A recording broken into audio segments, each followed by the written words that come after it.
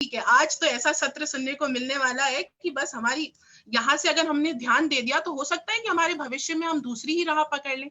चलिए, तो मैं आज के कार्यक्रम में हमारे दोनों वैद्यों का बहुत-बहुत स्वागत करती हूँ, बहुत-बहुत धन्यवाद अभिनंदन डॉक्टर। करती हूँ, वंदन प्रणाम करती प्रणाम। हूँ और हमारे मॉडरेटर डॉक्टर नीरज व्यास सर से अनुरोध करती हूँ कि आप सर आएँ और यह सर का परिचय देने का और आज के कार्यक्रम को शोभा बढ़ाने का यह शुभ कार्य करें और मुझे आज्ञा दें। धन्यवाद सर। धन्यवाद डॉक्टर प्रतिभा। आज का कार्यक्रम शुरू हो उससे पहले वैद्य मित्रम परिवार के सभी वैद्य मित्रों का मैं हृदय से स्वागत करता हूं। वैद्य मित्र परिवार के इस वेबिनार स्टूडियो से मैं आप सबका स्वागत करते हुए हमारे आज के जो वक्ता है डॉक्टर रामतीर्थ शर्मा सर, उनका स्वागत करता हूं। डॉक्टर रामतीर्थ शर्मा, नमस्कार जी। नमस्ते सर, नमस्ते, बहुत बहुत जी नमस्कार। डॉक्टर शर्मा सर को मैं परिचित करा दूं, वैसे तो वो परिचय के मोहताज नहीं है, सूरज को क्या दिया दिखाना, परंतु ये परंपरा है कि जो भी हमारे अतिथि होते हैं, वक्ता होते हैं, उनका एक बार जो नवागंतुक हैं, जो हमारे परिवार में नए-नए जुड़े हुए हैं, उन सबसे परिचय होना आवश्यक है। हम अपने सीनियर्स का परिचय रखें और फिर सुने तो कुछ ज्यादा ही आनंद आता है। भविष्य में मार्गदर्शन लेने में भी सरलता होती है। तो मैं बताना चाहता हूं कि डॉक्टर रामतीर्थ शर्मा सर वास्तव में एनआईए जयपुर यानी राष्ट्रीय आयुर्वेद संस्थान जयपुर से एमडी कर चुके हैं। आपने संहिता सिद्धांत में वाचस्पति की उपाधि अर्जित की है। आप वर्तमान में हेड ऑफ द डिपार्टमेंट संहिता सिद्धांत, शासकीय धन्वंतरी आयुर्वेद महाविद्यालय उज्जैन में कार्यरत हैं। डॉक्टर साहब ने कुछ किताबें भी लिखी हैं अपने विषय से जुड़ी हुई, जिनमें प्रमुख रूप से चरक संहिता, अष्टांग हृदय की हिंदी टीका गरिमा एवं बेसिक प्रिंसिपल्स ऑफ आयुर्वेद विशिष्ट है। इनके साथ ही साथ वाग्भट चिंतन एवं श्लोकावली, यह प्रचलित पुस्तकें हैं जो प्रसिद्ध हुई हैं। डॉक्टर साहब को कई सम्मान प्राप्त हुए हैं। इनमें विशेष रूप से मध्य प्रदेश शासन द्वारा अखिल भारतीय विक्रमादित्य चिकित्सा सम्मान से सम्मानित किया गया है। आज का विषय जो रहेगा वो है अनुसंधान पद्धति के संदर्भ में रोग भिषक जातीय विमान अध्याय, जो चरक संहिता का विशेष अध्याय है। इस पर डॉक्टर साहब आज हमें व्याख्यान देंगे और मैं चाहता हूं कि आप सभी इस विषय को बड़े ध्यान से सुने। संहिता हमें आगे तो शिक्षण में तो कार्य आती ही है, उपयोगी होती ही है, परंतु हमारे जो मुख्य कार्य है चिकित्सा कर्म, जो प्रैक्टिस का जो विषय है, उसमें भी संहिताओं का विशेष योगदान होता है। यदि हमारी संहिताएं मजबूत होती हैं तो हमारी चिकित्सा पद्धति जो हम क्लिनिकल प्रैक्टिस करते हैं उसमें भी काफी निपुणता आती है। तो अब मैं ज्यादा वक्त न लेते हुए डॉक्टर शर्मा सर से अनुरोध करूंगा कि वे माइक पर आएं और अपना व्याख्यान प्रारंभ करें। बहुत बहुत धन्यवाद डॉक्टर नीरज व्यास सर। हमारी छोटी बहन शिष्यवत डॉक्टर प्रतिभा पांडे का भी बहुत बहुत धन्यवाद, स्वागत। गुणत्रय विभेदेन मूर्तित्रयम् उपेयुषे त्रयी भुवि त्रिनेत्राय त्रिलोकी पतये नमः। नमामि धन्वन्तरिमादिदेवं सुरासुरैर्वन्दितपादपद्मं लोके जरारुक् भयमृत्युनाशं दातारमीशं विविधौषधीनां, दातारमीशं विविधौषधीनां, दातारमीशं विविधौषधीनां। भगवान धन्वंतरी की जय। चरक आचार्य विजयते विजयते इतराम। आप सभी विद्वानों को प्रणाम। वैद्य मित्रम के सभी मेरे साथियों को नमस्कार। उन सभी का हार्दिक स्वागत, उनको धन्यवाद। हमारे आज के मॉडरेटर डॉक्टर नीरज व्यास सर, हमारे बड़े भाई, उनको बहुत बहुत धन्यवाद। डॉक्टर प्रतिभा पांडे का मैंने धन्यवाद दिया, डॉक्टर अजीत पाल सिंह सर, हमारे इस पूरे वैद्य मित्रम और इस वेबिनार का आयोजन समिति के अध्यक्ष, मेरी बड़ी बहन डॉक्टर बबीता शर्मा दीदी को प्रणाम, डॉक्टर प्रशांत मच्छी भी हमारे बीच में, उन सबको भी प्रणाम, और इस फेसबुक से जुड़े हुए जितने भी हमारे दर्शक हैं, ऑडियंस हैं, व्यूअर्स हैं, उन सबको मैं नमस्कार करता हूं, आप सबका स्वागत करता हूं। आज अनुसंधान पद्धति का एक लेक्चर लेने के लिए हम यहाँ बैठे हैं, सभी सुनने के लिए आप लोग बैठे हैं और लेक्चर लेने के लिए मैं बैठा हूं। और इसका हमने आचार्य चरक ने रोग विषयक जीति विमान, जो अध्याय 8वां अध्याय है विमान स्थान का, उसमें जो आचार्य ने वर्णन किया है पूरे विषय का, वो रिसर्च मेथोडोलॉजी या अनुसंधान पद्धति में कितना कारगर कंटेंट है उसके अंदर, या वो कैसे आज के समय में अपनी विषय की पुष्टता करता है अनुसंधान पद्धति में, उस विषय पर आज अपन बातचीत करेंगे। मैं अपना जो मंतव्य है या जो मेरा विचार है, जो मैं सोचता हूं, वो आज आपके सामने रखूंगा। देखिए, अभी 2012 के बाद से CCIM ने सिलेबस के अंदर 4th ईयर से ही रिसर्च मेथोडोलॉजी को रखना शुरू किया है। अब क्या है कि 4th ईयर तो अगर यूजी का बच्चा होता है, विद्यार्थी होता है स्नातक का, लेकिन आज भी यदि अच्छे से अच्छे प्रोफेसर से भी यदि हम रिसर्च मेथोडोलॉजी के बारे में बात करेंगे या पूछेंगे, तो हिल जाता है व्यक्ति कि यार कैसे करें, क्या करें, समझ में नहीं आता। अनुसंधान नाम सुनते ही आयुर्वेद के जो बड़े बड़े प्रोफेसर हैं, बड़े बड़े वैद्य हैं, वो भी एक बार को पीछे हट जाते हैं कि हम अनुसंधान कर पाएंगे या नहीं कर पाएंगे, क्या होता है।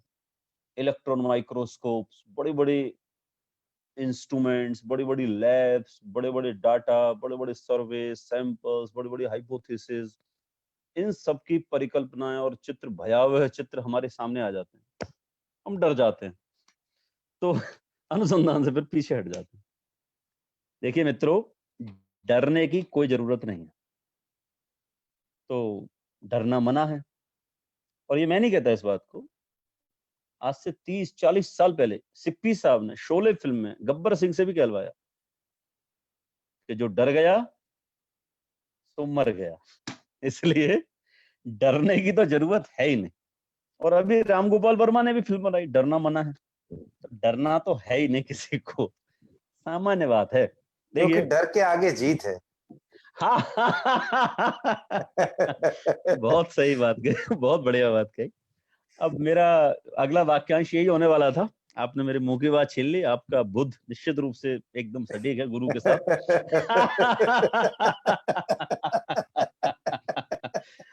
तो आज तो खैर नहीं, लेकिन आज से कोई 15 दिन पहले मैं एक फिल्म देख रहा था, बाटला हाउस। उससे भी पहले एक फिल्म देख रहा था, रॉ, RAW, रॉ करके। तो जब रॉ की फिल्म के बारे में सोच रहा था, तो अचानक उसके फुल टर्म पे गया मैं। उसके जो फुल, उसका जो वर्ड है वो है रिसर्च एंड एनालिसिस विंग। तो मैंने सोचा ये रिसर्च यहाँ भी है और हमारे आयुर्वेद के 4th ईयर में भी है, MD में भी रिसर्च है, तो ये रिसर्च हर जगह है।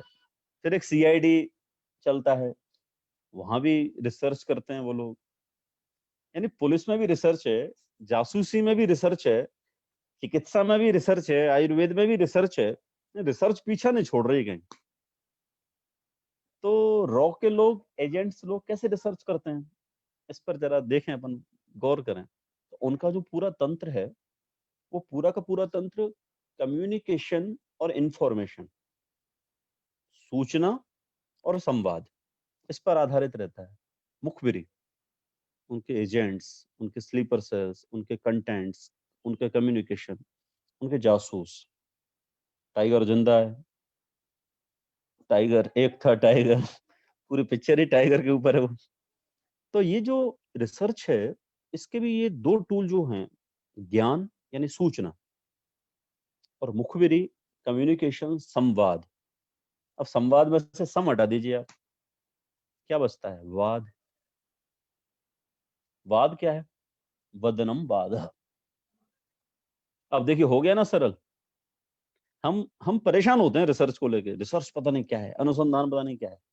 बड़ा सरल है, सूचना और संवाद, ये दो चीजें करनी है अपने को बस। कोरोना कोरोना पे रिसर्च करनी है, तो हमें क्या चाहिए? सूचना चाहिए और संवाद चाहिए। ये दो चीज यदि हमारे पास होंगी तो हम रिसर्च कर जाएंगे, काम कर जाएंगे। तो सूचना कैसी? सूचना, इंफॉर्मेशन, नॉलेज, ज्ञान, ये पूरा जो कोरोना से रिलेटेड है वो हमें सारा इकट्ठा करना पड़ेगा, कोविड से रिलेटेड। और संवाद, संवाद पूरा मेथड है, पूरी पद्धति है। किससे संवाद करें? सबसे पहले तो शासन से संवाद करो कि भाई हमें अनुमति दे दो आप रिसर्च करने की। आचार्य से अनुमति लो, शासक से अनुमति लो, सबसे अनुमति लेनी पड़ती है, तो संवाद। फिर उसके बाद जिला प्रशासन से अनुमति लो। आयुर्वेद वालों को तो प्रारंभ में अनुमति नहीं दी थी, अब जाके अनुमति देना शुरू हुआ है, तो परिणाम भी आ रहे हैं।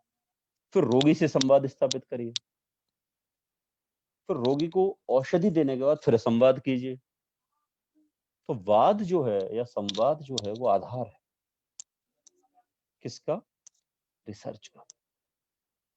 आप सोचिए, आज से 5,000 साल पहले, 10,000 साल पहले कुछ भी तो नहीं था। हमारे ऋषि मुनि हिमवत पार्श्व पर जाके इकट्ठे हुए, पार्श्वे हिमवतः शुभे, ऐसे करके आचार्य ने कहा पहले अध्याय में, दीर्घंजीवति अध्याय में। विघ्नीभूता यदा रोगा प्रादुर्भूता शरीरणाम, जब ये रोग विघ्नीभूत होकर हमारे शरीरों में उपस्थित हुए, तपोवासाध्ययनम ब्रह्मचर्य व्रतायुषाम, हमारे जो ऋषि मुनियों के तप था, व्रत था, उपवास थे, ब्रह्मचर्य था, व्रत थे, आयुष थे, इन सब में विघ्न पैदा किया। तब जाके सभी ने तय किया कि भाई अब तो इसका इलाज करना पड़ेगा। तो रिसर्च करनी थी उनको। किसकी रिसर्च? जो हमारे सामने नहीं है उसका ज्ञान, उसका ज्ञान करना है, इंफॉर्मेशन निकालनी है आयुर्वेद की।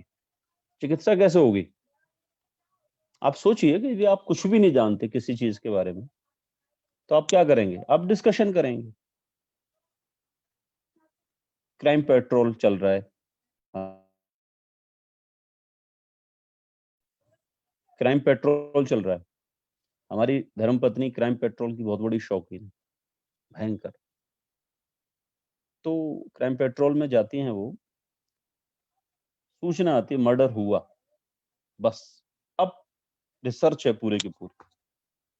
क्या होता है? डिस्कशन होता है, इंस्ट्रक्शंस दिए जाते हैं अधिकारियों के द्वारा, बातचीत होती है, इंफॉर्मेशन जुटाई जाती है, मुखबिरी कराई जाती है, तब जाके रिसर्च होके तब जाके कोई चीज निष्कर्ष रूप में निकलती है।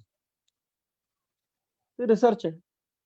तो इसको हवा नहीं बनाना, इसको माथे पे नहीं रखना, बहुत ज्यादा सरल काम है। तो ऋषि मुनि सारे इकट्ठे हुए, डिस्कशन किया, और वहां पर फिर ये बात निकल के आई कि आयुर्वेद एक ऐसा तंत्र है, ऐसा विषय है, ऐसा विज्ञान है जिससे हमको इन प्रॉब्लम से छुटकारा मिल सकता है।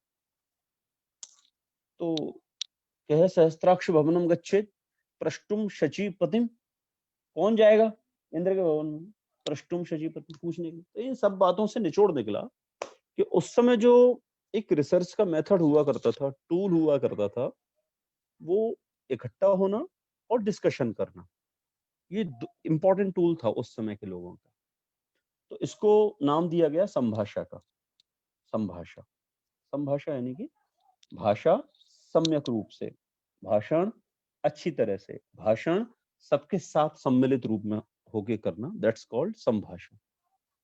और यदि एक जैसी आईक्यू के, एक जैसे विचार के, एक जैसे मन के, एक जैसे भाव के इकट्ठे हों कुछ लोग, तो उसको कहते हैं तद्विद्य। तद्विद्य, विद्य यानी नॉलेजेबल, तद्विद्य यानी कि एक जैसे नॉलेज के लोग। तो जब संभाषा में एक जैसे नॉलेज के लोग, एक जैसे विचार के लोग, एक जैसे भाव के, एक जैसे मन के, एक जैसे एटीट्यूड के लोग इकट्ठे होते हैं और एक समस्या को लेकर उसको सॉल्यूशन करने के लिए जब वो प्रवृत्त होते हैं, तो ऐसी संभाषा संधाय संभाषा कहलाती है, जल्प करने वाली संभाषा कहलाती है। तो आचार्य कहते हैं तद्विद्य संभाषा ज्ञानाभियोग संहर्ष करी, ज्ञान का अभियोग करने वाली है और प्रसन्नता दिलाने वाली है। और 25वें अध्याय में अग्र में कहा बुद्धिवर्धना नाम, ये संभाषा बुद्धि का वर्धन करने में सर्वश्रेष्ठ है। क्लासिकल मेथड ऑफ रिसर्च की मैं बातचीत कर रहा हूं। आप एक बार के लिए भूल जाइए आपकी थीसिस को, टॉपिक्स को, आप कैसे एमडी करते हैं, कैसे थीसिस बनाते हैं। आप देखते हैं कि आपके टॉपिक के सिलेक्शन के लिए भी एक एथिकल कमेटी बैठती है। उस एथिकल कमेटी में मेंबर्स होते हैं, यूनिवर्सिटी के प्रोफेसर्स होते हैं, डॉक्टर्स भी आते हैं, मेडिकल कॉलेज से भी डॉक्टर आते हैं। और आपको जानकर आश्चर्य होगा, उसमें एक लेमैन भी आता है, आम नागरिक भी उसके अंदर आता है। क्यों? क्योंकि ये जो रिसर्च है, ये जो करने वाला है विद्यार्थी, ये आम जन से जुड़ा हुआ विषय होना ही चाहिए। इसी के लिए सब इकट्ठे होते हैं, एथिकल कमेटी के लोग, फिर डिपार्टमेंट के लोग बैठते हैं, कॉलेज के प्रिंसिपल बैठते हैं, फिर वो विद्यार्थी बैठता है जो रिसर्चर है, अनुसंधाता है। इतने सारे लोग बैठते हैं, तब जाके एक विषय तय होता है कि हाँ, this is our aim, this is our introduction, this is our प्रतिज्ञा, ये हमारी प्रतिज्ञा है। कहने का अर्थ ये है, आज से हजारों साल पहले जब आयुर्वेद लिखा जा रहा था, तो ये एक ऐसा शास्त्र नहीं है कि ये मन किया और आचार्य ने ज्वर की चिकित्सा में कलिंगादि कषाय लिख दिए, कलिंगा पटोलस्य पत्रम कुटुकरोहिणी। आपको क्या लगता है, ये केवल ध्यान से और ज्ञान से ही उन्होंने लिख दिए? कोई प्रैक्टिकल नहीं था इनके ऊपर? नो, गहन चिकित्सकीय प्रायोगिक कार्य था, गहन कार्य था, गहन। तक्षशिला विश्वविद्यालय का मुझे एक वाकया याद आता है। आज से लगभग 2600 वर्ष पूर्व एक विद्यार्थी अपने गुरु के पास जाता है, गुरुदेव, मेरी आयुर्वेद की शिक्षा पूर्ण हो गई है, मुझे आप अनुमति दें, मैं अपने कर्म क्षेत्र और गृह नगर में जाके चिकित्सा करूं। कहाँ रहते हो बेटा तुम? मैं बिहार में रहता हूँ, पटना राजगृह। ओके, बहुत दूर है वो तो? हाँ, दूर। अच्छा, आपको कैसे लगा कि आपने पूरा चिकित्सा ज्ञान कर लिया है इसका? कि आपने जो मुझे होमवर्क दिया था मैंने सारा कर लिया है, इसलिए मुझे ऐसा लगता है कि मैंने पूरा चिकित्सा ज्ञान कर लिया। तो उन्होंने कहा ठीक है, एक काम कीजिए, इस तक्षशिला विश्वविद्यालय का जो 20 से 25 एकड़ का जो पूरा क्षेत्र है, उस पूरे कैंपस के अंदर एक ऐसी औषधि लाइए जिस औषधि का कोई भी चिकित्सोपयोगिता न हो, कोई काम की दवा ना हो, ऐसी एक दवा मुझे लाकर दीजिए आप। वो विद्यार्थी, वो चिकित्सक गुरुजी की आज्ञा शिरोधार्य करके चला और जाके उसने काम ये शुरू किया। 6 महीने लगे। कितने? 6 months। आधी इंटर्नशिप, विशिखानुप्रवेश आधा, 6 महीने का हो गया। गुरुजी के पास आया कि गुरुदेव, मैंने सभी औषधियां देख ली, सारी पादप देख लिए, सारी वनस्पतियां देख ली, इस पूरे विश्वविद्यालय के परिसर में एक भी द्रव्य ऐसा नहीं मिला जो औषधि उपयोगिता जिसकी ना हो। अब आप सोच सकते हैं कि ये कहने के लिए कितना ज्ञान चाहिए, कितना प्रायोगिक पक्ष चाहिए। वो विद्यार्थी और कोई नहीं, बाल रोग का बहुत बड़ा आचार्य जीवक थे। जीवक, कुमार वृक्ष जीवक भी कहते हैं उनको। कुमार वृत्ति के आचार्य भी माने जाते हैं, बहुत बड़े जीवक वो थे आचार्य। उन्होंने ये सारी बातें करी। आप देखेंगे चरक संहिता में जगह जगह पर इसीलिए तद्विद्य संभाषा की गई, इकट्ठे किए गए वैद्य लोग। तो मेरे कहने का अर्थ ये है कि रिसर्च के लिए जो सबसे जो आवश्यक टूल है जो अनिवार्य टूल था उस समय, वो था तद्विद्य संभाषा। संभाषा संभाषा के रूप में आचार्य ने बताया कि संधाय संभाषा भी होती है, विग्रह संभाषा भी होती है, और ये संभाषा केवल और केवल आयुर्वेद के वैद्यों के साथ करनी चाहिए, आयुर्वेद के ज्ञान को निष्पादन करने के लिए करनी चाहिए, किसी तत्व की खोज के लिए करनी चाहिए, किसी भी विषय के निष्कर्ष के लिए करनी चाहिए, अपने बराबर बुद्धि के वाले लोगों के साथ ही करनी चाहिए। ये कभी-कभी प्रेम से भी होती है और कभी-कभी इसमें विरोध भी हो जाता है, ऐसा भी होता है।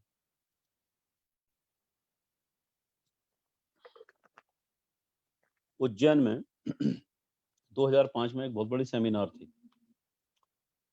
वर्तमान में एक बहुत बड़े आचार्य हैं पंचकर्म के, उनका व्याख्यान चल रहा था। उन्होंने कोई विषय पर टिप्पणी की, सामने ऑडियंस में एक और बहुत बड़े आचार्य बैठे थे, संहिता के बहुत बड़े आचार्य वर्तमान में, उनसे बड़ा कोई आचार्य नहीं है आज के जमाने में। दोनों ही अपने विषय के तज्ञ, एकदम जबरदस्त। ऐसा मान लें कि एक तरफ आत्रेय और दूसरी तरफ आचार्य सुश्रुत, ऐसे विद्वान बैठे। तो जैसे ही उन्होंने एक विषय रखा, इधर से नीचे से उन्होंने उसका विरोध कर दिया कि आप असत्य भाषण कर रहे हैं आचार्य, अतथ्य परक बातचीत कर रहे हैं। दोनों ने विरोध किया कि नहीं मैं सही हूं, कि मैं सही हूं। तो जब ऐसा विषय आ जाए जहां पर टकराव की उम्मीद हो, जहां पर विरोध की उम्मीद हो जाए, दूसरे के मत का खंडन ही करना है, केवल अपने मत का स्थापना नहीं करनी है, तो ये विग्रह संभाषा कहलाती है। तो आचार्य ने संभाषा दी इस अध्याय के अंदर दी। अब इंटेलिजेंसी के लोग हैं, रिसर्च एंड एनालिसिस विंग के लोग, पकड़ में आ जाता है कोई जासूस। आपने बेबी फिल्म देखी होगी, तो बेबी फिल्म में जो शबाना थी वो पकड़ लेती है उसको, नेपाल के एक जासूस को। अब उससे जानकारी उगलवानी है, तो शबाना से अक्षय कुमार कहता है कि शबाना यदि आप अनुमति दें तो मैं जरा इससे विग्रह संभाषा कर लूं, क्योंकि ये संधाय संभाषा से तो मानने वाला है नहीं। तो ये संधाय संभाषा प्रेम से जो बात बता दें वो संधाय संभाषा, और यदि लट्ठे से कोई बात बताएं, थर्ड डिग्री का इस्तेमाल हो, उसके बाद ही यदि कोई आंसर निकले, तो वो विग्रह संभाषा। अभी एक फिल्म और देख रहा था, वेब सीरीज थी शी, एक शी करके एक वेब सीरीज आई है, उसमें जो विलेन है वो संधाय संभाषा से ही आंसर दे देता है सारे। वो कहता है साहब नार्कोटिक्स का विलेन था वो, कहता नहीं साहब मेरे बस का नहीं है, आप तो पूछिए आपको क्या पूछना है, मैं उत्तर दूंगा आपको। ये संधाय संभाषा। तो संधाय संभाषा प्रेम से किसी निष्कर्ष पे पहुंचे, और विग्रह संभाषा लड़कर झगड़कर विरोध करके एक दूसरे को नाराज करके एक दूसरे के पक्ष का खंडन करके यदि किसी निष्कर्ष पे तो वहां भी पहुंचेंगे, क्योंकि निग्रह स्थान बताया आचार्य ने वाद मार्गों में। तो संभाषा जो है वो हमारे मेथोडोलॉजी के एक बहुत इंपॉर्टेंट टूल्स में से एक है। तो इसको ऐसा नहीं छोड़ देना चाहिए कि आजकल कौन सी सेमिनारों में क्या निकलता है। आप सोच, इतनी बड़ी बड़ी सेमिनार्स होती हैं, आज ये वेबिनार ही हो रही है, ऐसा मान लें अपन। मैं आपको गारंटी दे रहा हूं, बिल्कुल पक्की गारंटी, कि आज जो व्यूअर्स को, ऑडियंस को जो मिलेगा वो एकदम फ्रेश है वो कंटेंट। क्यों? क्योंकि ये सारा का सारा जो चिंतन है, मनन है, मंथन है, वो आज सूर्योदय से लेके, बल्कि ब्राह्म मुहूर्त 4 बजे से लेके और शाम को 5:59 तक का चिंतन, मनन और अध्ययन है, बिल्कुल फ्रेश है। मैंने भी मेरे 43 इयर्स लाइफ में पहले कभी इस नजरिए से इस अध्याय को भी नहीं देखा और ना बातचीत करी कभी। पहली बार बबीता दीदी का, अजीत सर का फोन आया, मैसेज आया कि आपको एक रिसर्च मेथोडोलॉजी पर व्याख्यान देना है। मैं रिसर्च मेथोडोलॉजी पढ़ाता हूँ एमडी वालों को, पर वो मेरे के पास एक निश्चित टॉपिक दे रखे हैं आचार्य प्राचार्य महोदय ने, बस उन्हीं को मेरे को पढ़ाना होता है। तो मैं तो रहता हूँ तैयार पढ़ाने के लिए, पर हमारे विद्यार्थी तो आप जानते हैं आजकल सब पूर्ण घड़े हैं, वो तो साक्षात ब्रह्मा के अवतार रहते हैं सारे विद्यार्थी। एमडी फाइट करने के बाद उनको ऐसा ही प्रतीत होता है कि हमसे बड़ा ज्ञानी इस धरती पे तो कोई है नहीं, हमसे कोई आगे ज्ञान ले जाए हम दे देंगे उसको ज्ञान। तो ज्यादा पढ़ने लिखने में ज्यादा इंटरेस्ट लेते भी नहीं है बच्चे, इसलिए ज्यादा अभ्यास भी नहीं है एमडी वालों को रिसर्च पढ़ाने का। और यूजी में स्नातक में मैं कक्षा नहीं लेता, मेरे जो सबॉर्डिनेट हैं डॉक्टर जितेंद्र वो पढ़ाते हैं बच्चों को। कुल मिला के इतना गहन चिंतन जो आज पूरे दिन भर में हुआ, उसका पूरा का पूरा क्रेडिट मैं वैद्य मित्रम के आप सभी साथियों को देना चाहूंगा, आप बबीता दीदी को, धीरज सर को, आप पूरी टीम को देना चाहूंगा कि आपकी वजह से मेरे भी जीवन में ये रिसर्च का एक नया सोपान पैदा हो गया, अनुसंधान का एक नया सोपान पैदा हो गया, और एक नए नजरिए से, नए अनुसंधान के नजरिए से मैंने इस अध्याय को देखा। और देखिए इस अध्याय का नाम कितना सुंदर है, रोग विषक जीती। वैद्य रोग को जीतेगा। इस अध्याय को पढ़ने के बाद विजनरी लेसन है ये, आपका जो दृष्टि है उसको सृष्टि में बदलने वाला है, आपकी जो चिकित्सा की सृष्टि है उसमें बदलने वाला अध्याय है ये, रोग विषयक जीते। तो संभाषा के बारे में मैंने निवेदन किया। इसके बाद आचार्य कहते हैं कि संभाषा के लिए वाद आवश्यक है। अब वाद क्या है? वदनम वादः, जो बोला जाए वो वाद है। और संवाद, जो संस्कृत प्रकार से बोला जाए, जो सम्यक प्रकार से बोला जाए, जो बहुत अच्छी तरह से जिसको प्रस्तुत किया जाए, वो संवाद है। तो ये वाद जो है वो टूल्स हैं, मेथड्स हैं किसी भी निष्कर्ष पर पहुंचने के लिए, किसी भी विषय के निष्कर्ष पर पहुंचने के लिए, अनुसंधान करने के लिए। भाई वास्तव में अनुसंधान है क्या? आप देखेंगे ना, क्या है अनुसंधान? अनुसंधान है कोविड के अंदर अश्वगंधा काम करता है कि नहीं करता, छुपा हुआ है, तो छुपे हुए विषय को बाहर लाना अनुसंधान है। अनुसंधान क्या हुआ भाई? ऐसा तो है नहीं कि अश्वगंधा के अंदर ये गुण अभी प्रकट हुए अचानक मार्च अप्रैल में कोविड के आने के बाद, उसमें तो पहले से ही थे, सत्य तो था ही ना। हमने क्या किया? केवल उस सत्य को उद्भासित किया, उद्घाटित किया, उसको हम सबके सामने लाए। इसीलिए तो री शब्द लगाया, सर्च, रिसर्च। कोई भी विषय है, सत्य है, उस सत्य को सामने लाना, वो जो छुपा हुआ सत्य है उसको सामने लाना। मर्डर तो हुआ है ना क्राइम पेट्रोल में, उसको पुनरावलोकन कर लिया गया। हाँ, उसको निकाला गया, अवलोकन के लिए भी मेहनत की, मेहनत करी बहुत। उस मेहनत करने के लिए जो टूल्स हैं, वो मेथड्स हैं सारे, कैसे कैसे वहां तक पहुंचा जाए, कैसे पहुंचा जाए, वो टूल्स जो है वो 44 वाद मार्ग है। आज हमारा बच्चा एमडी में आता है, थीसिस के लिए तैयारी करता है, सबसे पहले आता है question, introduction, AIIMS, subject, topic. Madam topic बताइए, सर टॉपिक बताइए। वो हिंदुस्तान के अपने जितने भी परिचित वैद्य होते हैं, टीचर्स होते हैं, साथी होते हैं, उन सबको फोन कर करके, मैसेज कर करके पूछता है टॉपिक।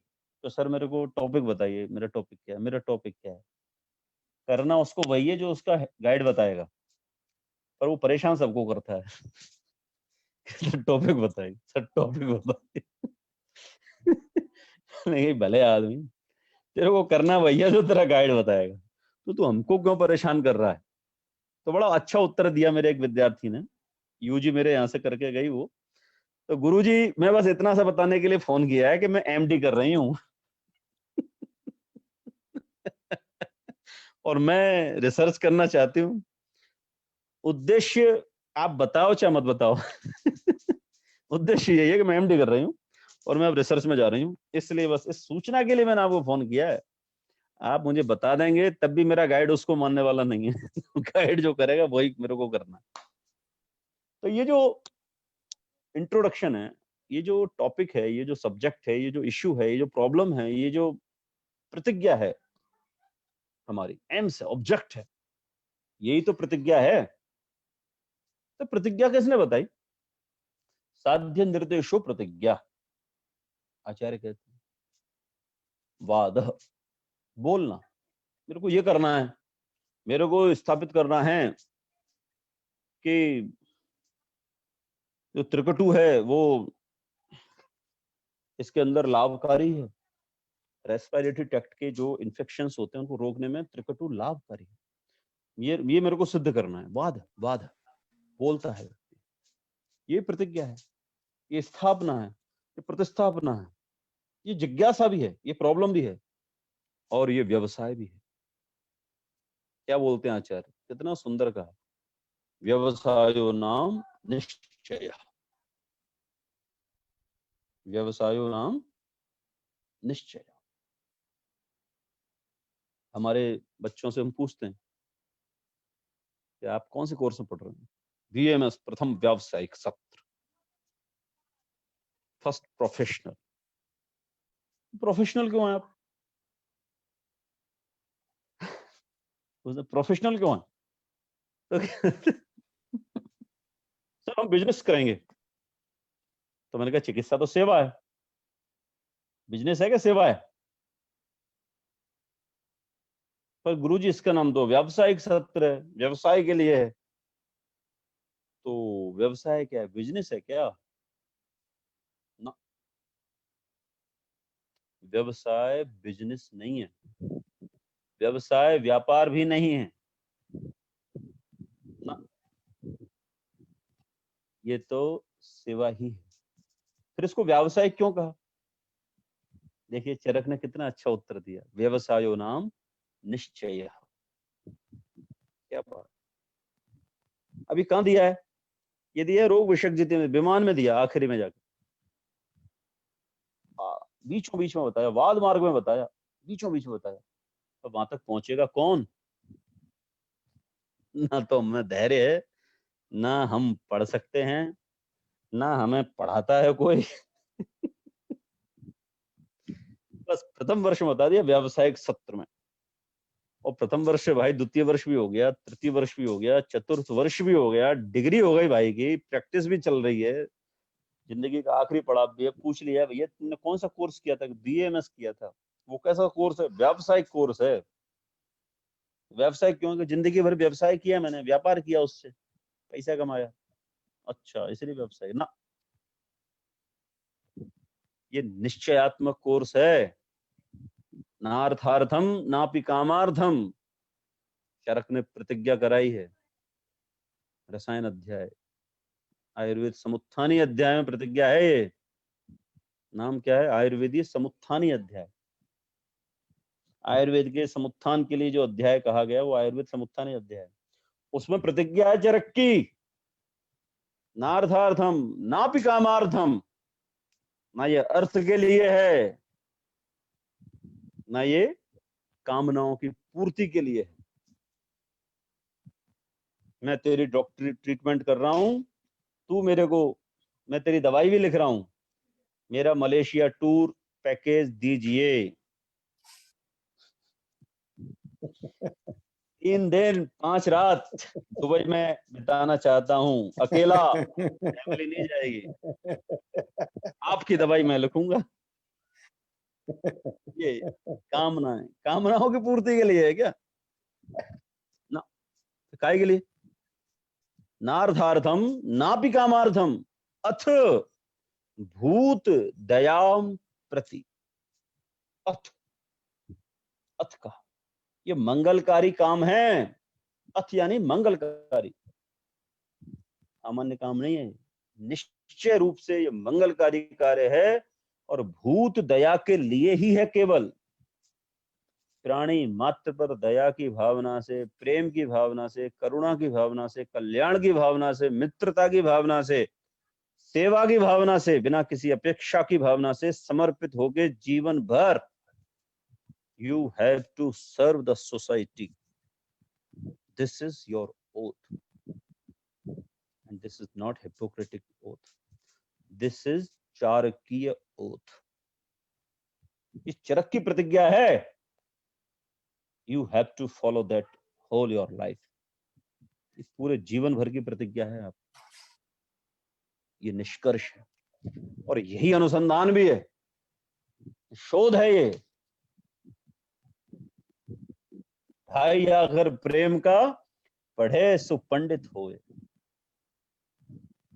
यदि जीवन में प्रेम नहीं है, समर्पण नहीं है, सेवा नहीं है, संकल्प नहीं है, समन्वय नहीं है, आप बन जाओ प्रोफेसर, बन जाओ वीसी, बन जाओ डायरेक्टर, बन जाओ एडवाइजर, बन जाओ सचिव, बन जाओ मंत्री, बन जाओ प्रधानमंत्री, बन जाओ आप, यदि प्रेम नहीं है जीवन में, बेकार है. तो व्यवसाय, तो व्यवसायो नाम निश्चय न तु व्यापार. व्यापार नहीं है ये समझ लीजिए. और ये हमारी प्रतिज्ञा है और यही हमारा एम्स एंड ऑब्जेक्ट है रिसर्च का, जो पहला कंटेंट है. What is the issue, what is the problem, what is the topic, what is the introduction, what is the aim, what is the object. This is the first step of the research. You have to identify, you have to accept, you have to select, you have to desire, you have to evaluate, you have to accept what want to do. आप क्या करना चाहते हो? what do you do? क्या कर रहे हो आप?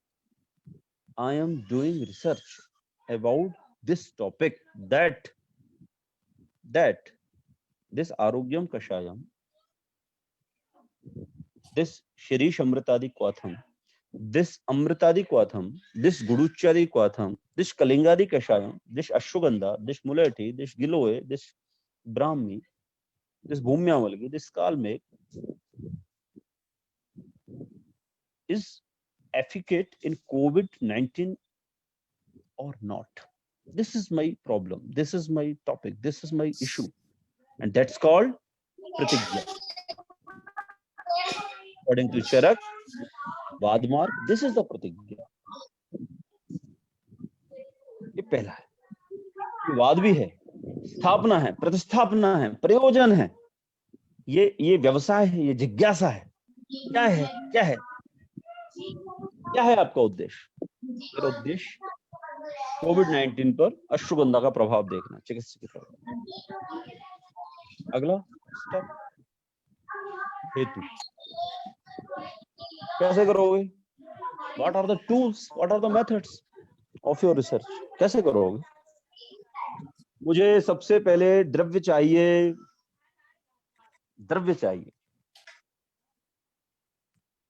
मेडिसिन चाहिए, ड्रग चाहिए.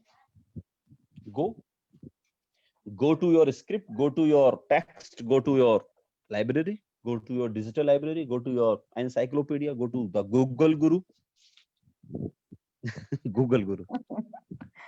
No. Google Guru, the boss guru. Go. What? द्रव्य, गुण और कर्म. द्रव्य, गुण और कर्म, षट पदार्थों में से 3 आधार है. जाइए देखिए ना.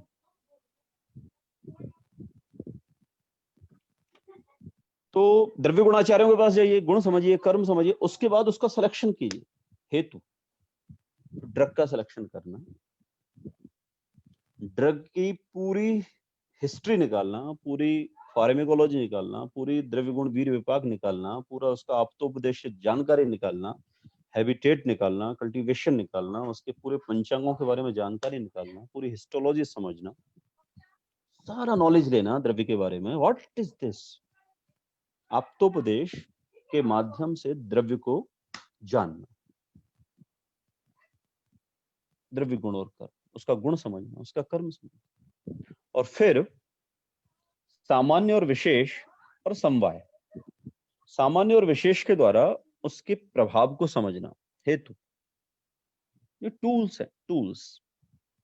They all contents are coming in the heading of the tool. Method of research. आपका मेथड क्या है?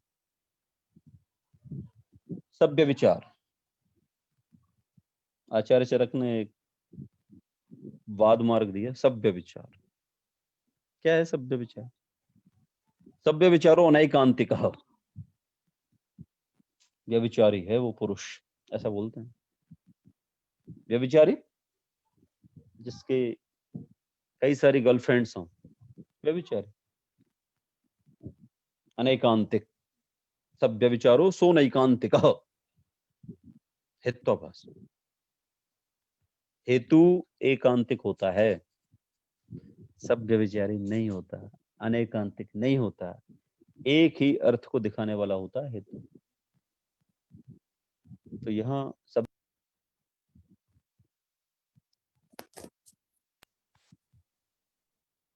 तो सभ्य विचार किसके लिए?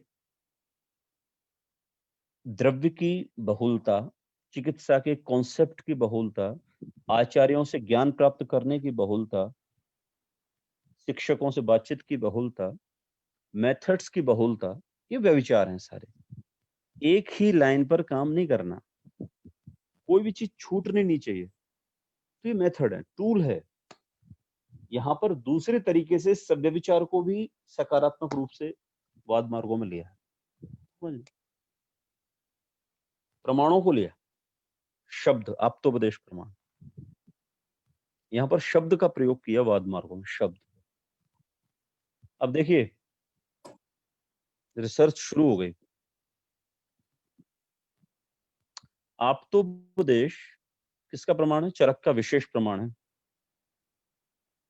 और चरक ने जब प्रमाणों की बात वाद मार्गों में की, प्रत्यक्ष की भी बात की, अनुमान की भी बात की, एतेही की भी बात की, औपम्य की बात करी, संभव की बात करी, अर्थ प्राप्ति की बात भी करी, परंतु वहां आप्तोपदेश शब्द नहीं दिया, वहां शब्द प्रमाण दिया।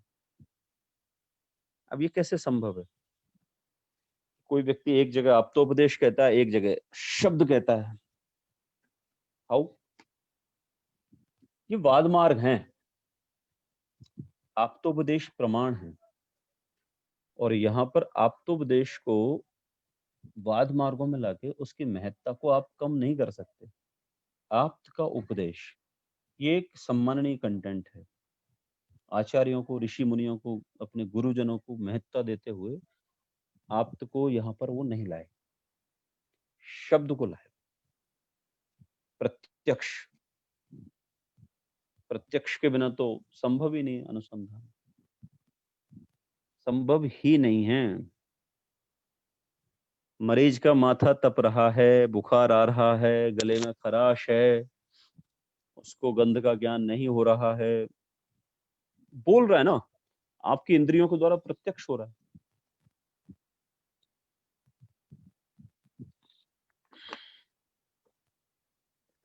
तो ये प्रमाण है, अनुमान। अनुमान प्रमाण सारी चीज ही आजकल जो चल रही है वो अनुमान पर ही चल रही है। क्या है अनुमान? खलु तर्को, अनुमानम खलु तर्को, तर्क है। बिना रीजनिंग के कोई चीज नहीं हो सकती। एक तर्क चलता है, एक रीजनिंग चलती है।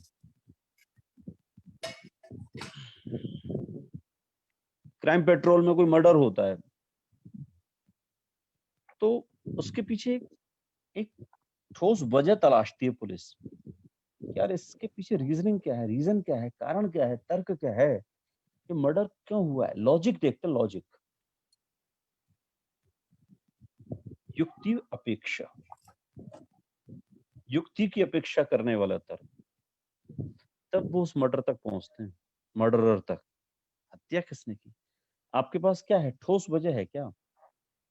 इससे लाभ किसको होना है, कारण क्या है? प्रॉपर्टी की वजह से हत्या हुई है तो वो तुरंत शक करते हैं, भाई पे शक करते हैं, सबसे ज्यादा पत्नी पे शक करते हैं। मर्डर की वजह, फायदा किसको होगा?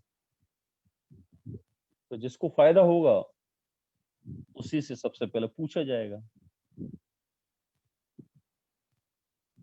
तो एक सहज है। रेस फिल्म थी एक, अनिल कपूर, अक्षय खन्ना, सैफ अली खान की पहली फिल्म थी, 2008 में मेरी शादी के बाद देखी थी मैंने। तो सैफ अली खान का मर्डर होता है, अनिल कपूर पुलिस इंस्पेक्टर, वो आता है, तो वो जानकारी करता है कि बीमा है 1 मिलियन का, किसको मिलेगा? अक्षय खन्ना को मिलेगा या इसकी बीवी को मिलेगा? बीवी पे पहला शक है। तो लॉजिक है, रिसर्च है, रीजनिंग है, अनुमान है। भाई कोविड का जो शुरुआत हो रही है, ये शुरुआत गले में खराश के साथ हो रही है, खांसी के साथ हो रही है, कफ के साथ हो रही है। तो हम ऐसा करते हैं, त्रिकटु से शुरू करते हैं इसकी चिकित्सा। और त्रिकटु देना शुरू किया मध्य प्रदेश में, लोगों ने चाय में, काढ़े में त्रिकटु डालकर सेवन करना शुरू किया। तो जो रीजनिंग थी, जो तर्क था, जो लॉजिक था, वो सटीक बैठा और लाभ भी हुआ। भाई यदि गला खराब नहीं होगा लोगों का, अब ठीक है, यदि किसी ने ज्यादा भी पी लिया, उसको ब्लीडिंग भी हो गई, चक्कर भी आ गया, बीपी बढ़ गया, वो अलग इशू है, पर कम से कम कोविड के इन्फेक्शन से बच गया वो व्यक्ति। एक तो चीज पकड़ में आई ना, हमने त्रिकटु चूर्ण पिलाया, काढ़ा पिलाया, चाय पिलाई, दूध पिलाया, उससे हम एक इन्फेक्शन से बचे। तो ये जो है वो एक लॉजिक है, रिसर्च है, अनुमान है। तो अनुमान जो है वो एक बड़ा हेतु है, बहुत बड़ा वो टूल है, बड़ा इंपॉर्टेंट टूल है वो। हम इस समय देश के अंदर जितनी भी रिसर्च हो रही है, जितना भी एमडी वर्क कर रहे हैं, पीएचडी वर्क चल रहा है, प्रॉब्लम उठाने को लेकर जब जद्दोजहद होती है, दिमाग लगता है ना, तो इन सब के पीछे और पीछे केवल एक ही प्रमाण कार्य करता है, वो है अनुमान। बल्कि मैं तो यहां तक कहूंगा कि जो पूरी की पूरी रिसर्च है, उसके जितने भी स्टेयर्स हैं, उसके जितने भी स्टेप्स हैं, तो प्रतिज्ञा हो, हेतु हो, उदाहरण हो, उपनय हो, निगमन हो, ये पांचों के पांचों जो पंचावयव हैं, वो सारे के सारे क्या हैं? परार्धानुमान के कंटेंट है। अनुमान से इतर हो ही नहीं सकती रिसर्च, और सारे विषयों का चयन जो होता है वो अनुमान से होता है, लेकिन तर्क सहित और लॉजिक सहित, युक्ति पूर्वक उसका चयन करता है। अर्थ प्राप्ति वेरी इंपॉर्टेंट। किसी चीज को कहे बिना ही समझ जाना, बिना कहे ही दूसरी चीज के रिजल्ट से किसी चीज के रिजल्ट समझ जाना, जीनियस। अर्थ प्राप्ति, छल, धोखा, डमी, प्लेसिबो। हम दवा दे रहे हैं और पेशेंट को कह रहे हैं कि ये बड़ी इफेक्टिव मेडिसिन है, ये काम करेगी, प्लेसिबो। मैं क्लिनिक करता था आयुर्वेद करने के बाद, बीएमएस के बाद 3 महीने मैंने क्लिनिक किया, प्रैक्टिस की। तो पेशेंट आते थे, डॉक्टर साहब इंजेक्शन लगा दो, डॉक्टर साहब इंजेक्शन लगा दो, डॉक्टर साहब इंजेक्शन लगा दो। अब वो औषधि जो थी मेरे पास, एक होम्योपैथिक मेडिसिन है कोलोसिंथ। गृध्रसी के मरीजों में, शाइटिका के मरीजों में जब पेशेंट चले और झुकते समय दिक्कत हो, दर्द हो, वेदना हो, तो वो मेडिसिन काम करती है, बहुत अच्छा परिणाम है उसका, बिल्कुल जादू की तरह। तो मैंने वो दवा दी उसको, लेकिन वो संतुष्ट नहीं हुआ कि डॉक्टर साहब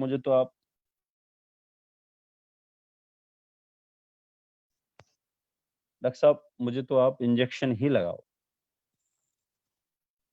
तो इंजेक्शन के लिए तो ठीक है, तो मैंने डिस्टिल वाटर भरा, प्रिक किया, बस उसके अंदर प्रवेश नहीं कराया मसल्स में, डिस्टिल वाटर को बाहर निकाला, उसके इंजेक्शन लग गया, उसको संतुष्टि हो गई। छल, प्लेसिबो, धोखा। इंटेरोगेशन में भी छल होता है, धोखा होता है।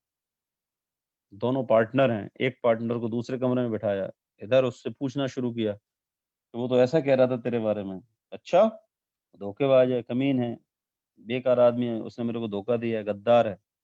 और वो सारी बातें सच उगल देता है।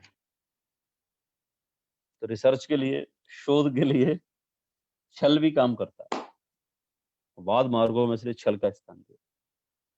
अहेतु गलत गलत टूल भी आपको गलत रास्ते पे ले जाएगा, और आखिरी में जब आप पहुंचोगे तो पता चलेगा कि हमने जो मेथड लिया या टूल लिया वो गलत लिया।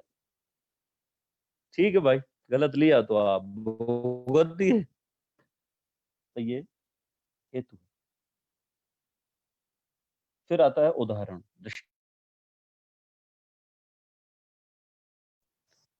तो जो प्रीवियस स्टडीज हैं उस रिसर्च के बारे में, विषय के बारे में, वो सारे के सारे दृष्टांत की श्रेणी में आते हैं।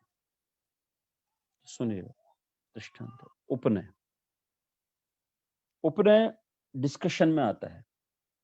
जो रिसर्च का जो टूल है, जो स्टेप है उपनय, आई मीन डिस्कशन,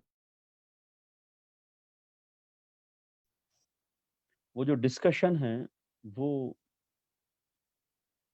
उसमें कई सारी चीजें आ जाती हैं इन बाद मार्गों में। उत्तर, सिद्धांत, अनुयोग, प्रत्यनुयोग, अतीत काल, परिहार, संशय, अनुयोज्य, अननुयोज्य, वाक्य दोष, निग्रह स्थान, अर्थांतर, हित्वंतर, अभ्युनुज्ञा, प्रतिज्ञा हानि, ये सारे के सारे विषय उपनय के, डिस्कशन के। अब डिस्कशन में खुल के बात होती है, नेगेटिव भी बात होती है, पॉजिटिव भी बात होती है। आपने ऐसा किया, हमने ऐसा किया, हमने इस मेथड को यूज किया, हमने उस मेथड को यूज किया, वो ठीक नहीं था, वो ऐसा सही नहीं था, उसने ऐसा बताया, उस पुस्तक में ऐसा लिखा था, वहां गलत लिखा था, वहां सही लिखा था, मेरे से ये गलती हो गई, मेरे से ये गलती हो गई, मेरे को ऐसा नहीं करना चाहिए था। सब बातें उसमें लिखी जाती हैं निष्कर्ष में। कभी कभी पूरी रिसर्च हो जाती है, फेल्योर हो जाती है रिसर्च, वो निग्रह स्थान है, वो पराजय के स्थान है, उनको भी लिखना चाहिए। परंतु यदि रिसर्च फेल हो जाए, यदि हमने किसी द्रव्य को किसी रोग के अंदर लिया और वो काम नहीं किया, तो चिंता की बात नहीं है। ये भी एक रिसर्च है, ये भी एक अनुसंधान है, ये भी एक सच्चाई का पता लग रहा है कि वो कम से कम काम नहीं करती, ये तो पता चला। है तो पराजय, है तो निग्रह स्थान, परंतु चिंता की बात नहीं है। आपने प्रतिज्ञा की थी कि ये औषधि वहां काम करेगी, ये प्रतिज्ञा हानि हो गई, तो ये प्रतिज्ञा हानि भी आने वाले फर्दर रिसर्चर्स के लिए इम्पोर्टेंट। चिंता नहीं, जो है बढ़िया। तो ये कंक्लूजन, ये डिस्कशन, और आखिरी में कंक्लूजन, निष्कर्ष, निगमनम। तो ये निगमन है हमारे अनुमान का भी और वाद मार्गों का भी।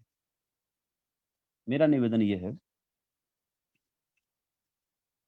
रिसर्च को हब्बा ना बनाएं, रिसर्च को अपने सिर पे नहीं ला दें। रिसर्च एक अच्छी प्रक्रिया है, सरल प्रक्रिया है। और फिर चरक इतना ही नहीं रुके, चरक ने फिर आगे रिसर्च के योग्य विषयों को भी बताया कि रिसर्च करनी किसके ऊपर, किसकी रिसर्च करनी और क्यों करनी। तो उन्होंने बताया कि ज्ञान के लिए, सत्य की खोज के लिए इन 10 चीजों की रिसर्च करनी चाहिए। 10 विध परीक्ष भाव, ये सारे के सारे रिसर्च के विषय हैं। कारण, कारण, व्हाट इज द कारण? कारणम, कारण वो जो कार्य करता है, जो अनुसंधाता है, जो रिसर्चर है, जो डॉक्टर है, वैद्य है, जो चिकित्सा कर रहा है, चिकित्सक है, प्रोफेसर, वो कैसा होना चाहिए। पहले तो उसकी रिसर्च करो, वो रिसर्च के योग्य है कि नहीं है। तो लीजिए ना जीआरएफ, लीजिए ना नीट प्री पीजी का एग्जाम लीजिए ना पाउंड, लीजिए पीएमटी कराइए, सीपीएमटी कराइए। ये सब जो सिलेक्शन मेथड है, सिलेक्शन प्रोसेस है, काई के लिए?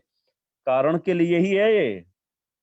इसका अधिकारी कौन है, ये रिसर्च करेगा, ये चिकित्सा करेगा, ये कार्य करेगा, ये शोध करेगा, ये एमडी करेगा, पीएचडी करेगा, डीएम करेगा, सुपर स्पेशलाइजेशन करेगा, कौन करेगा? कारण, वैद्य करेगा। करण, औषधि का रिसर्च कीजिए, करणम पुनर्औषधम, आखिरी तक जो जाए। कार्य योनि, विकृति का बीमारी का रिसर्च कीजिए, बीमारी कैसे हुई, निदान क्या है, कारण क्या है, संप्राप्ति क्या है, लक्षण क्या है। ये कोविड के ऊपर चल रहा है काम, एड्स पे चल रहा है, ट्यूबरकुलोसिस पे चला, मलेरिया पे चला, ज्वर पे चला, ग्रहणी पे चला, इन सब बीमारियों के बारे में जानना, कार्य योनि, रिसर्च, ये रिसर्च के टॉपिक है, इन पर रिसर्च होनी चाहिए। ये सब अनुसंधेय विषय हैं, परीक्ष विषय हैं, परीक्ष भाव हैं, ये सारे के सारे कार्य।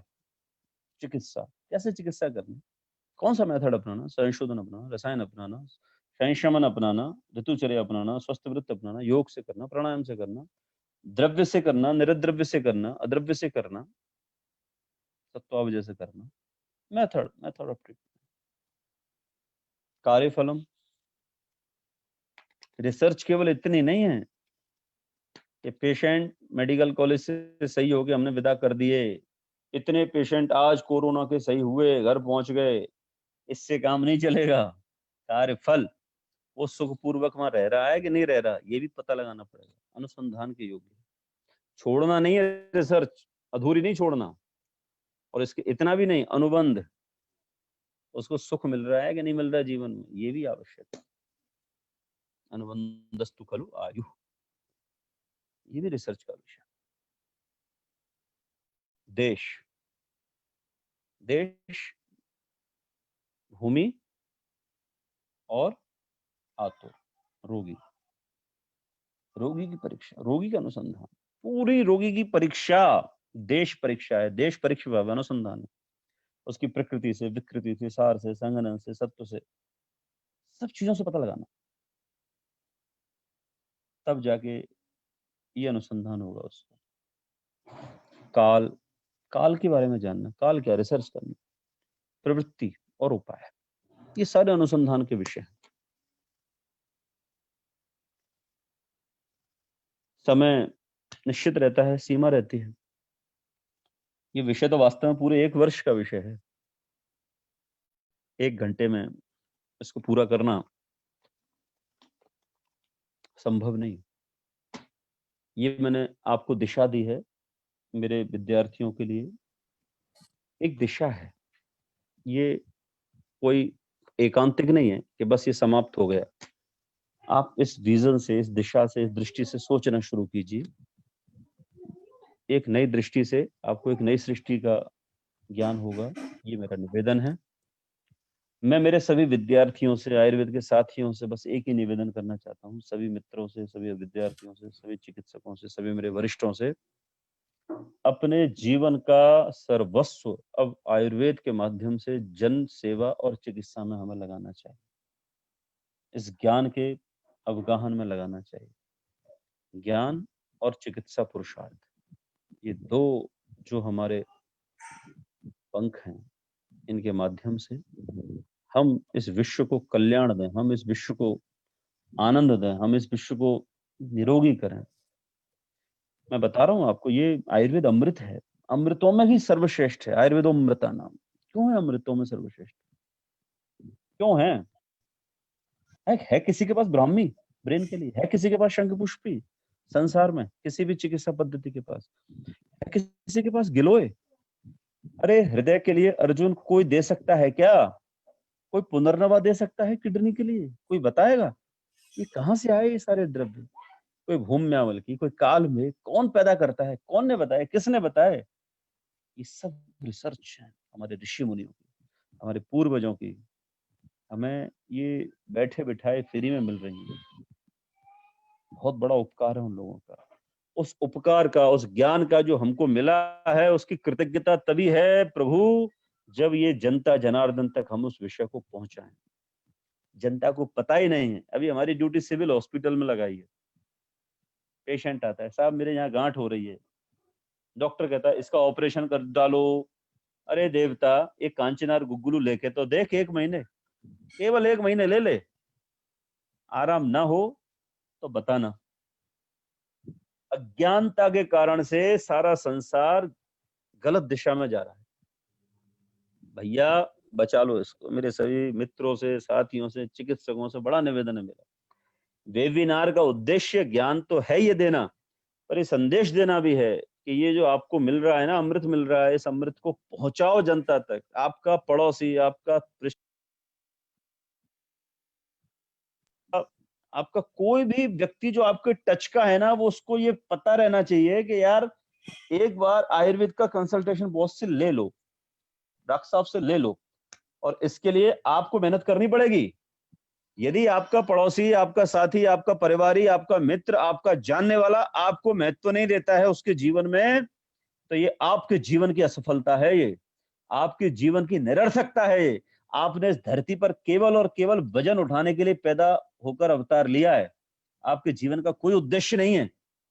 यदि केवल इसीलिए आप आए हो कि वह डिग्री करी और पता नहीं क्या काम कर रहे हैं, समझ में नहीं आता, परिवार वाला सम्मान नहीं करता, दोस्त कभी कोई पूछता नहीं आयुर्वेद की चिकित्सा के लिए, पड़ोसी क्वैक कह के हमारा मजाक उड़ाता है, तो फिर इस जीवन का क्या उद्देश्य है साथियों? इस जीवन को समर्पित कर दीजिए और प्रतिज्ञा कीजिए कि विश्व में आयुर्वेद के माध्यम से, मैं कोई आयुर्वेद के नाम का स्वार्थी नहीं हूं, मैं केवल और केवल इस विश्व के समस्त मानव जाति का कल्याण हो, निरोगी हो, निरामय हो, निरापद हो, बिना उपद्रव के प्रेम से, शांति से चिकित्सा ले सकें, वो स्वस्थ हो सकें, निरोगी हो सकें। मैं कोई एलोपैथी वेलोपैथी का विरोधी नहीं हूं, पर मुझे लगता है कि ये पृथ्वी से जुड़ा हुआ विषय है, पर्यावरण से जुड़ा हुआ विषय है, सृष्टि से जुड़ा हुआ विषय है, लोगों से जुड़ा हुआ विषय है। ये आम जनता के बीच में पहुंचना चाहिए महाराज, और इसी के लिए वेदना है केवल ये। और बस इसी वेदना और इसी भाव के साथ मैं निवेदन करूंगा, यत्र भापडलोदभासि भासतेद्यापि भारतम् आयुर्वेदात्मकं ज्योति शाश्वतं नः प्रकाशताम्। सर्वे भवन्तु सुखिनः, सर्वे सन्तु निरामया, सर्वे भद्राणि पश्यन्तु, मा कश्चित् दुःख भाग् भवेत्। ओम शांति शांति शांति। धन्यवाद।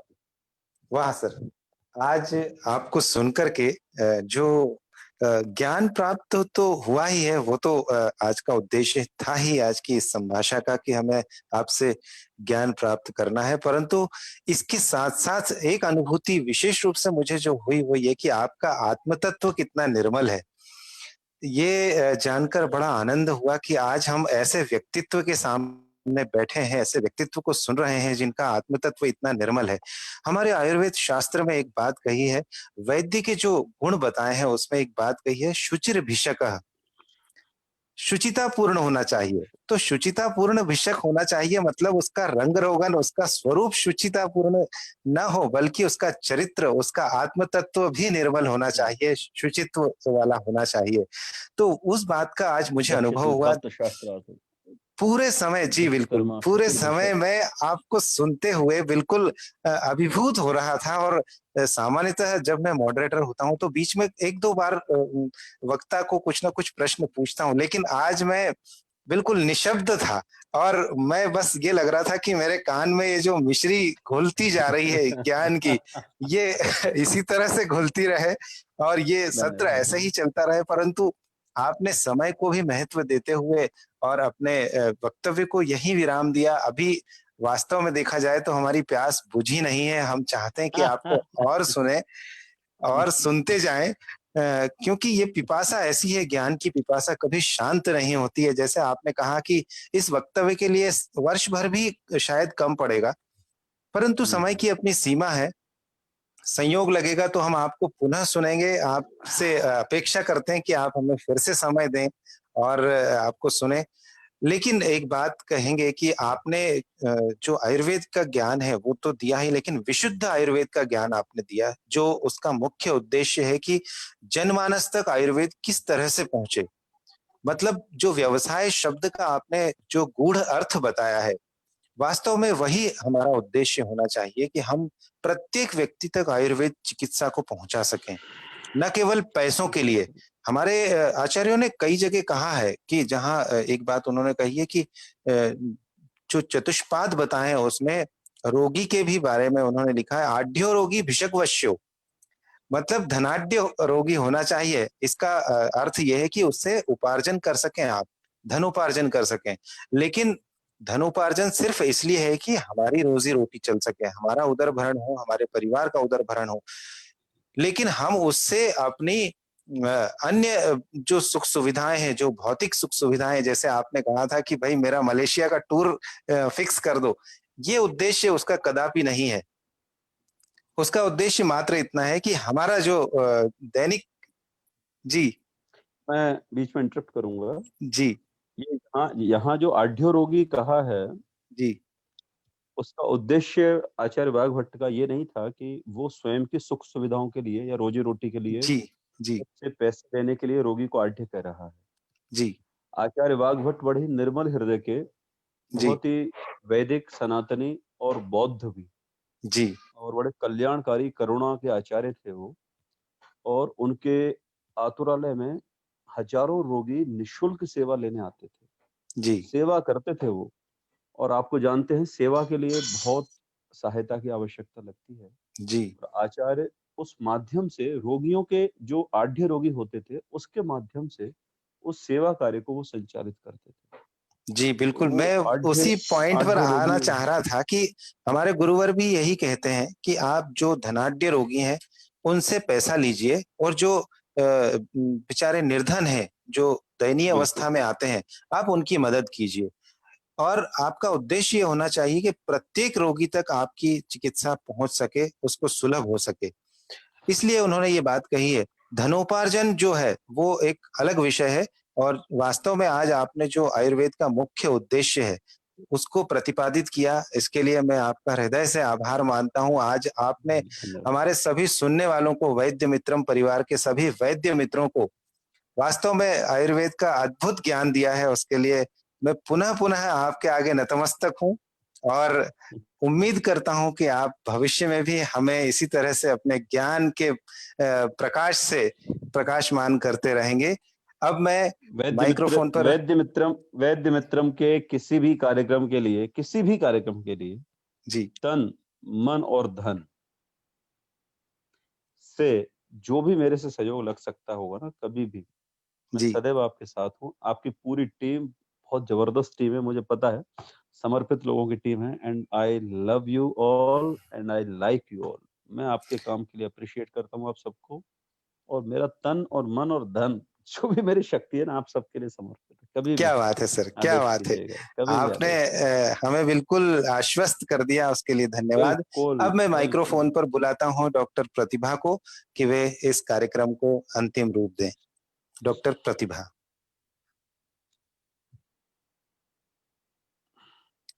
डॉक्टर प्रतिभा आप सुन रही हैं? शायद डॉक्टर प्रतिभा उपस्थित नहीं है। तो मैं समझता हूँ कि आज का ये कार्यक्रम यहाँ संपन्न होता है और पूरे वैद्य मित्र परिवार की तरफ से आपको, डॉक्टर शर्मा सर को मैं हृदय से आभार मानता हूँ और उन्हें धन्यवाद देता हूँ और सभी को मैं कहता हूँ कि कल ठीक 7 हाँ, बजे जी, यस जी, मैं भी डॉक्टर रामतीर्थ शर्मा जी को बहुत-बहुत धन्यवाद देता हूँ, आभार देता हूँ जी कि सर। बहुमूल्य समय निकाल कर सबके बीच में हमारे श्रोताओं के लिए आपने समय जो शेयर किया। और साथ ही आज के मॉडरेटर डॉक्टर नीरज व्यास जी, आपका भी बहुत-बहुत धन्यवाद कि आपने पूरी संजीदगी से जो है पूरे उनके वक्तव्य के काल में पूरे उनका साथ दिया। इसलिए दोनों महानुभावों का बहुत-बहुत धन्यवाद और हम सब यहीं से विदा लेते हैं। कल पुनः कल मिलेंगे 6:30 कल बजे। पुनः शाम को 6:30 बजे फिर उपस्थित होंगे एक नए एक्सपर्ट के साथ, नए विषय के साथ में। तब तक के लिए नमस्कार।